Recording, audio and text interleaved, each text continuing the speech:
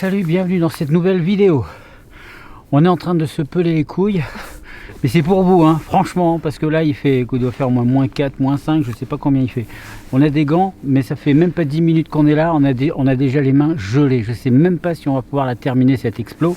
Donc vous allez peut-être avoir qu'une moitié d'explo. Donc on est dans un château dont on connaît absolument pas l'histoire. On est dans notre rubrique exploration à l'aveugle. Donc on va essayer de visiter, voir s'il se passe des choses. Du coup, eh ben, écoutez, c'est parti. Hein. Ouais. Oui.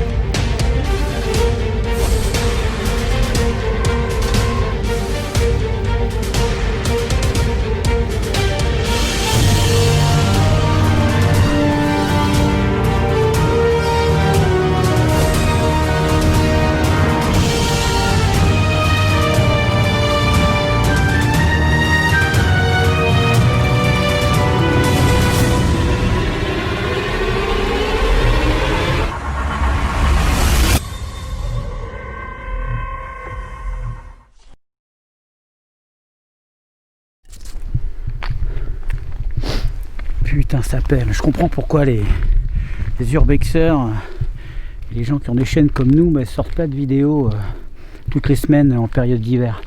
Ou alors ils font des explos de jour. Et je pense que c'est ce qu'on va faire s'il continue de faire froid comme ça. De nuit, ça risque d'être compliqué. Donc voilà, on a le château, on va rentrer. Bon, apparemment c'est assez délabré.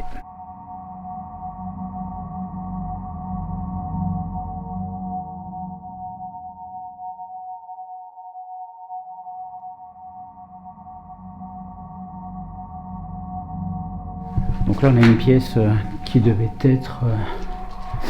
je sais pas ce que ça devait être parce qu'il y a des lavabos. C'est un lavabo ça ou c'est plutôt... parce qu'il y a une vitre pour se laver les mains, ouais c'était un lavabo.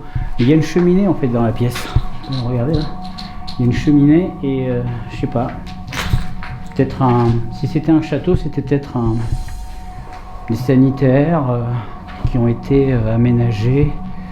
Et avant ça, c'était peut-être une pièce puisque la cheminée devait être en fonctionnement. Là, on voit qu'il y a une croix rouge sur le mur. Ça veut dire qu'il y avait peut-être une forme d'infirmerie ou je sais pas, une trou de secours dans le coin. Ça devait être ça, je pense.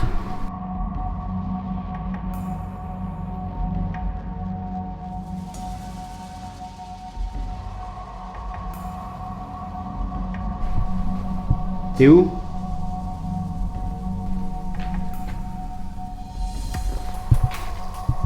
C'est glauque le coin.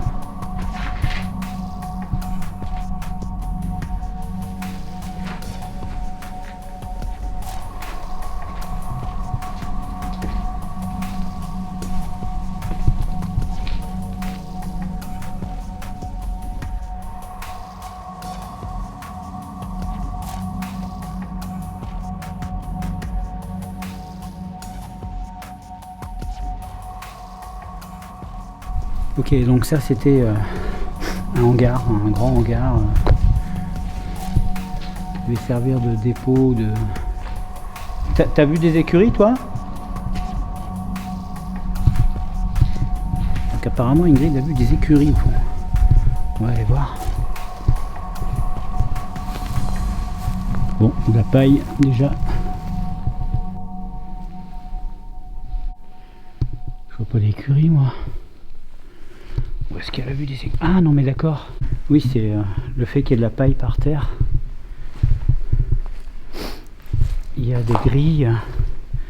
Ouais, mais je vois pas ça comme une écurie à chevaux moi. On dirait plutôt une écurie à bétail.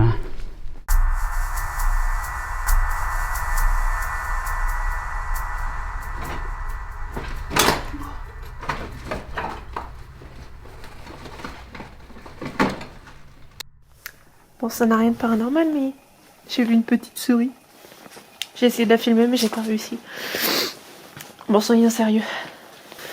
Et là, c'est carrément un dépotoir, là où je suis concrètement. C'est vraiment un dépotoir.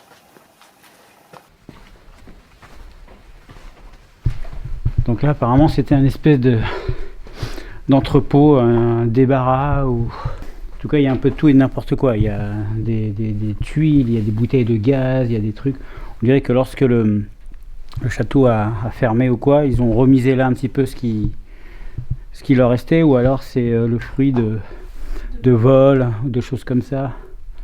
Parce qu'il y a vraiment du grand et n'importe quoi. Il y a du lit, il y a du meuble, il y a des bibelots, des sièges de voiture. Ouais, apparemment, on a dû désosser 2-3 bagnoles. Hein? Et des vinyles.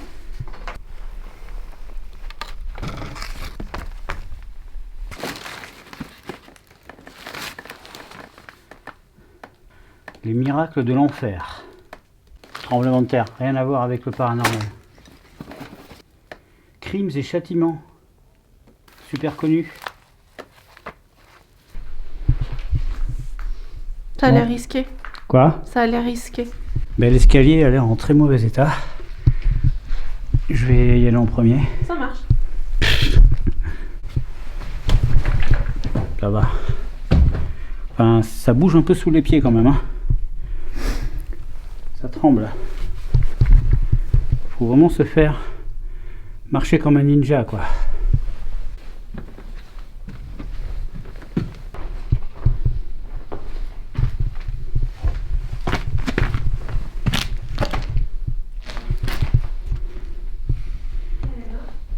Ceux qui suivent la chaîne le savent bien.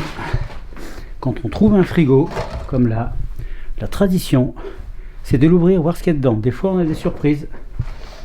Quand on avait fait la maison des francs-maçons, on avait trouvé dans la cuisine, dans le frigo, un truc. On l'a ouvert. On a failli vomir.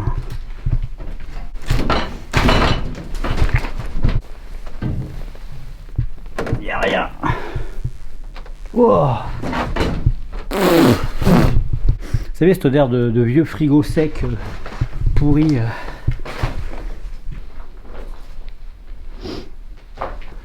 L'urbex est un sport dangereux. Donc ne faites pas n'importe quoi. Soyez toujours très prudent. Oh là là là. Soyez très prudent, dit celui qui vient juste de faillir passer à travers le plancher. J'ai mon pied qui s'est enfoncé 10 cm sous le plancher là. Donc je vais pas aller plus loin. Donc oui, c'est un sport dangereux, donc faites attention si vous allez dans des baraques un peu bizarres. Depuis qu'on fait de l'urbex avec Ingrid, une seule fois, je peux considérer que j'ai failli me tuer ou d'avoir un accident vraiment très grave. Parce que je suis tombé, mais je me suis rattrapé au dernier moment. C'était lorsque je suis allé en repérage dans le château du Sanglant. Quand on est allé pour la deuxième fois, j'y suis allé 2 jours pour faire des plans. Et au rez-de-chaussée, il y avait un grand couloir. Et tout au bout du couloir, le béton était détruit. Et il y avait un vide qui allait jusqu'au sous-sol. Il y avait 4 mètres de sous-sol avec des pieux en métal. C'était la rambarde de l'escalier qui était pétée. Et 5 mètres plus bas, il y avait les pieux. Et en fait, j'avais fait la connerie, comme quoi, même quand on est super prudent, ben, des fois, on fait la connerie. Je voulais un plan drone, en fait, qui recule comme ça. Donc, pour pouvoir voir le drone et pouvoir qu'il ne se cogne pas sur les murs, j'ai mis le drone en face de moi à hauteur d'homme, et je l'ai activé comme ça, donc il filmait à l'inverse, et moi, je le pilotais en reculant comme ça. Et j'avais calculé la distance qu'il y avait jusqu'au trou. Seulement, au milieu du parcours, mon drone a commencé à ruer dans les brancards. Et donc je l'ai rectifié, mais j'ai pas vu que je reculais encore. Et je suis reparti sur mon plan drone fixe, croyant que j'étais revenu au départ. Et à un moment donné, mon pied est parti dans le vide. J'ai basculé et j'ai eu le réflexe de lâcher la télécommande et de faire boum, ça en fait. Et heureusement, c'est ça qui m'a sauvé. Les 2 montants du mur étaient pile poil au niveau de mes mains. Et boum! Je me suis retenu comme ça, la télécommande a été explosée par terre, j'ai regardé derrière moi, et là j'avais en bas les pieux, les machins et tout. Et j'ose même pas imaginer ce qui serait arrivé si j'étais tombé. Déjà on m'aurait retrouvé que le lendemain, parce que Ingrid savait où j'étais, mais elle savait pas à quelle heure j'allais rentrer, et ça aurait pu être super grave avant que quelqu'un me trouve. Donc soyez prudents.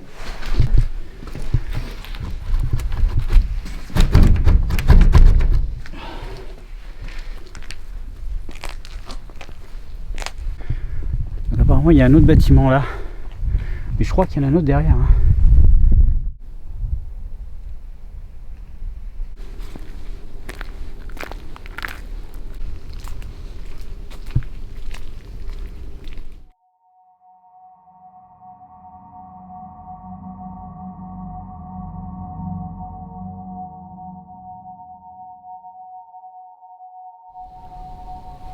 Bon, ben on y va. Hein.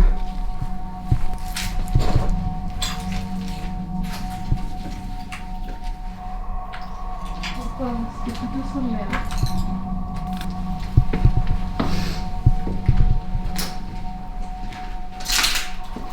Regarde. En période de Noël. On sait pas ce qui leur est arrivé en plus. Bah ils ont déménagé, tu vois. Je pense qu'ils ont juste déménagé. Bon, c'était pas mal comme petite maison. Ça avait l'air d'être douillet quoi. Salon en bas, et je pense qu'en haut il doit y avoir les chambres.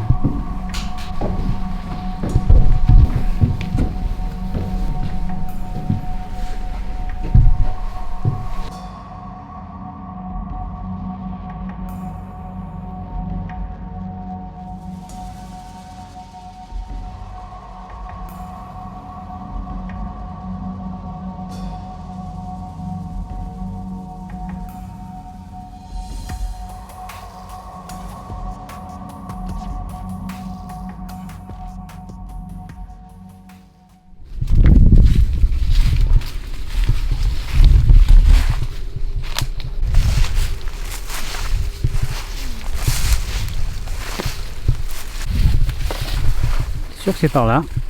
Oh. Bah oui, on peut pas. Parce qu'il y a un putain de marécage. Hop. Personne n'a rien vu.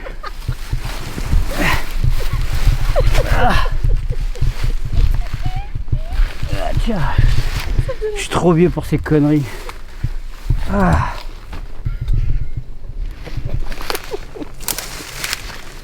Ouais, tu peux rire. Profite. Ton tour reviendra.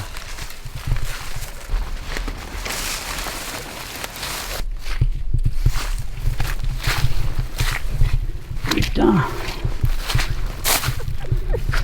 On met les pieds dans l'eau. On est dans la flotte.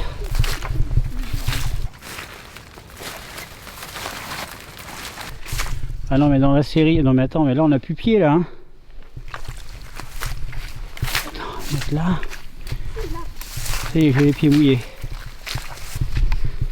Ouais, marche sur les grosses mottes. Sans blague, comme si j'avais pas compris. Non mais sérieux. Attends, on va faire le tour par là. Ah ouh, ça mouille. Putain, il fait -4. Et j'ai plus un poil de sec. Putain. Ok. On y est. Hop là. T'es sûr que ça mène exactement devant? Ah bah oui, regarde le petit chemin.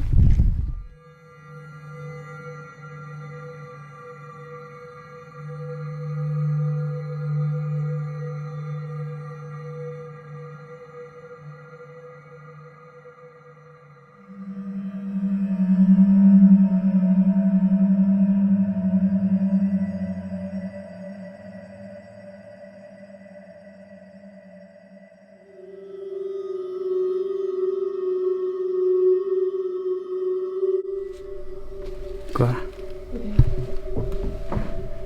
Ouh. Putain, c'est propre quand même. Il est magnifique.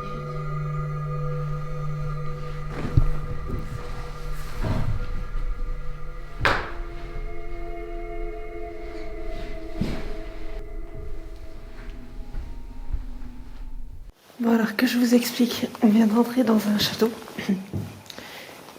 Et ce château, c'est carrément la folie, il est magnifique.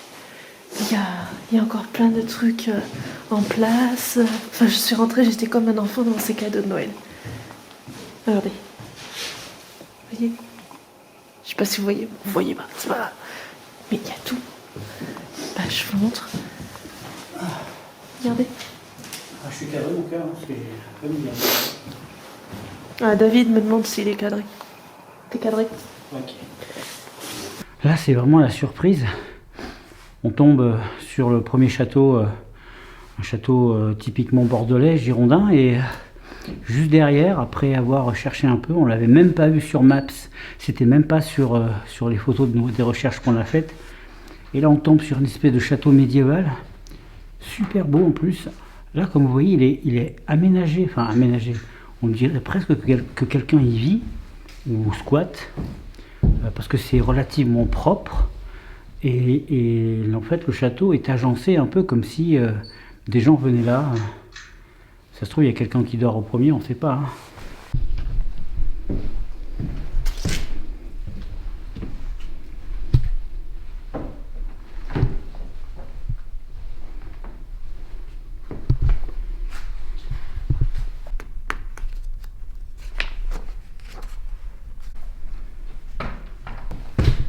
Canapé en cuir, 50 € sur le bon coin, n'hésitez pas, c'est une affaire. Chut, chut. C'est une voiture.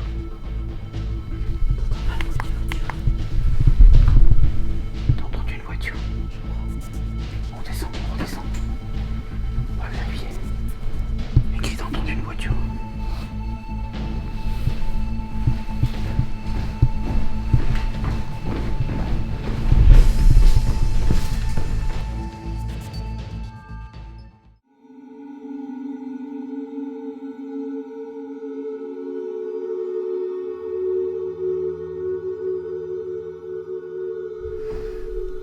C'est le genre d'endroit bien glauque.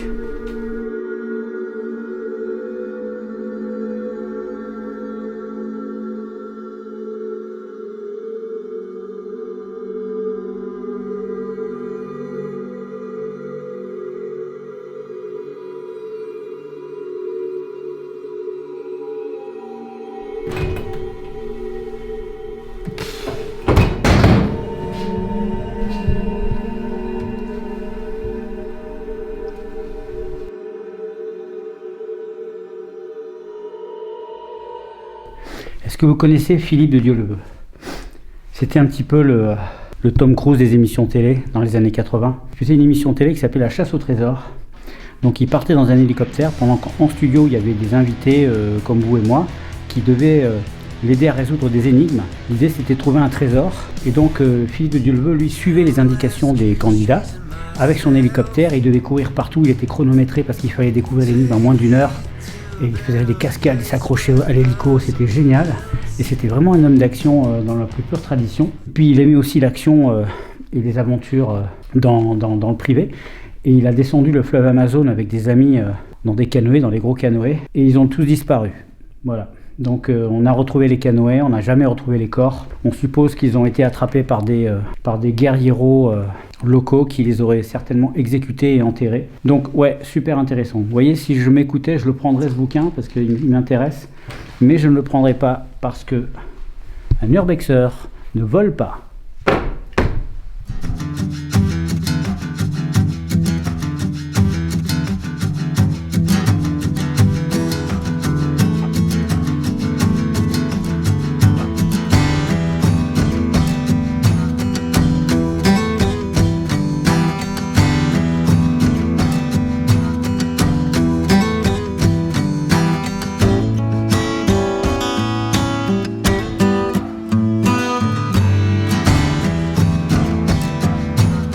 Sur les murs, vous avez écrit des trucs bizarres.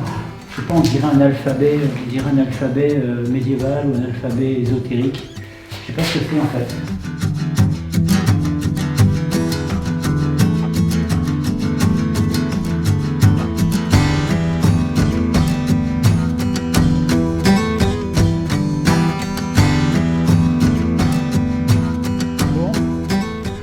Cette exploration urbex est terminée. Alors on avait quand même... Qu'est-ce qu'il y a ? On avait quand même les capteurs MF branchés. Dans tous les urbex qu'on fait qui ne sont pas paranormaux, on a toujours les capteurs MF avec nous, on ne sait jamais. Ça peut virer au paranormal et ça nous est arrivé une fois ou deux. On était en urbex et en fait on a senti des trucs trop chelous et on n'avait pas les capteurs, on aurait dû tester. Donc du coup maintenant on les a toujours sur nous. Donc moi le mien il a pas sonné une fois, celui d'Ingrid. Une fois dehors. Il a sonné une fois dehors, mais bon voilà. Donc du coup on espère que cette urbex vous a plu. Nous on s'est bien gelé les couilles, mais c'est vraiment pour vous. Et puis ben là, normalement on va vous dire, normalement on est censé dormir là ce soir, parce qu'on est hors délai pour le couvre-feu. Il est 22h45 presque. Donc on ne sait pas ce qu'on va faire. On va peut-être dormir dans la bagnole ou on va se tenter de rentrer. Je sais pas. On va peut-être tenter de rentrer. Toi aussi, si tu veux en savoir plus et devenir membre de la Team 51, eh bien abonne-toi à la chaîne. Et n'oublie pas d'activer la cloche. Ouais, ça tout le monde l'oublie. Voilà, cette vidéo est terminée. Merci de l'avoir suivi avec nous. J'espère que ça vous a plu. Ce château était juste génial. Il était même encore plus génial parce qu'on s'y attendait pas du tout en fait. Vous avez vu, quand on arrive sur le chemin, cette espèce de masse fantomatique qui apparaît dans la lumière, c'est juste irréel quand vous le vivez sur le moment. On savait pas qu'il y avait ça sur les lieux et c'était top de chez top. Voilà, Ingrid et moi on vous fait un bisou. On vous dit à bientôt pour une prochaine vidéo. Portez-vous bien. Ciao. Pourquoi je me lève à chaque fois? Bon, je vais m'affaler là.